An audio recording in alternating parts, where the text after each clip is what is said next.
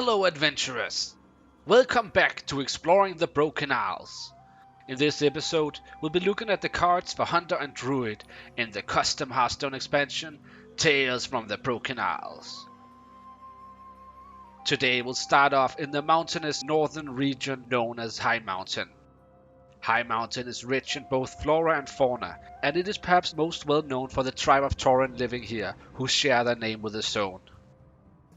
The High Mountain Tauren is made up of many smaller tribes who inhabit all corners of the region, but the largest group of them live in the capital city, Thunder Totem. This is the Hunter legendary location of the expansion, and when used it will permanently give your beast companions +1/+1 this game and then summon a now buffed animal companion.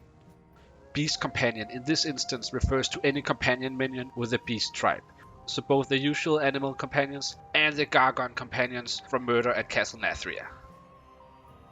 Tales from the Broken Isles introduces several new ways to summon animal companions, like the Ironhorn Stable Hand, which is a 3-mana 2/2 with a Deathrattle that summons an animal companion. Hunter also gets a new secret, Stalking Solo. This secret will activate when your turn starts if you have no minions on the battlefield, and then summon an animal companion. This spell of course slots nicely into the animal companion deck, but it might also see play in a new Secret Hunter deck introduced in Tales from the Broken Isles. Another card for this Secret Hunter archetype is Skyhorn Trapper. This minion will cast a random improved secret when played. The payoff for this archetype is the new legendary minion Huln High Mountain, namesake of the zone itself.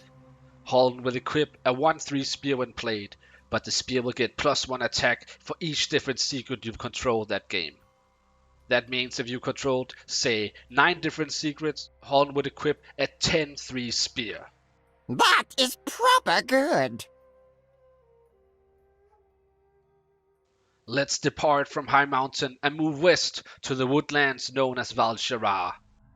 This once enchanted forest has been almost entirely corrupted by the Emerald Nightmare. Even the great world tree Shaladrasil has been tainted by the nightmare. Shaladrasil is the Druid legendary location, and when used it allows you to choose one of 4 different nightmare reinforcements to summon. You might pick the Keeper reinforcements, which will summon a 2/5 nightmare keeper with taunt. Or perhaps the Lasher reinforcements, which will summon a 1/4 nightmare Lasher with poisonous. You can also choose the Satyr reinforcements and summon a 4/2 Satyr with Rush. Finally, you could choose Tentacle reinforcements, which will summon 3/1/1 Tentacles. Quite the pickle. Don't worry, Finley, because the location has 4 durability, so you'll be able to summon them all. Shaladrasil is intended as a jack-of-all-trades support card and able to slot into many different decks, but the true archetypes for Druid this expansion are Deathrattle and Taunt Druid. The new Deathrattle deck is centered all around the minion Taintheart Defiler. This minion has a Deathrattle that deals 1 damage to a random enemy twice, but the damage of the Deathrattle is improved each time it triggers. This card is of course supported by standard cards like Death Blossom Womper and Hedge Maze, but also slots nicely into the same deck as new cards such as Twisted Sister. When played, Twisted Sister will cause your next Deathrattle to trigger twice. If you've already played and lost your Deathrattle minion, don't worry, cause you'll be able to bring it back with a new spell, Dark Cycle. This spell resurrects a random friendly Deathrattle minion and then triggers its Deathrattle. The other archetype, Taunt Druid, is supported by cards like Icon of Nightmares. This 3-mana icon spell will summon a 3/12 Fading Nightmare with Taunt, but true to its name, the minion will be destroyed at the start of your next turn. There are several cards in this expansion that support both of these deck types, such as Druid's final legendary, Xavier's Nightmare Lord. Time to crush your dreams!